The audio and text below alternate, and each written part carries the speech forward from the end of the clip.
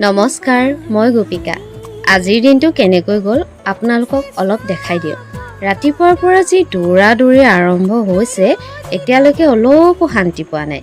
এতিয়া ওলাইছোঁ টুকুক স্কুলৰ পৰা আনিবলৈ। ৰৈ যে ইমান আমনি লাগিছে।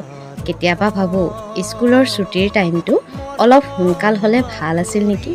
এয়া আমাৰ গুণধৰ আহি পালেহিয়ে। এতিয়াহে আৰম্ভ হ'ব আচল নাট্য। তাক লৈ ঘৰলৈ যোৱাৰ আগতে হাজাৰটা বায়না, এইটো লাগে সেইটো লাগে। গোটেই দিনটো শান্তি নোহোৱা হোৱাৰ ই এক অন্যতম কাৰণ। দিনটো কেনেকৈ যে পাৰ হ'ল একো গমেই নাপালোঁ। ইয়াক লৈ ইফালে যাওঁতে সিফালে যাওঁতে দিনটো শেষ।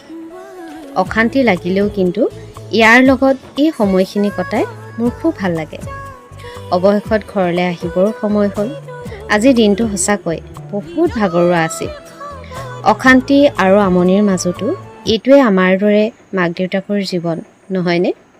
আজি আপোনালোকৰ দিনটো বাৰু কেনেকৈ পাৰ হ'ল? মোৰ ভিডিঅ'টো যদি চাই ভাল পালে নিশ্চয় লাইক কমেণ্ট কৰিব। আজিলৈ আহিছোঁ, ধন্যবাদ।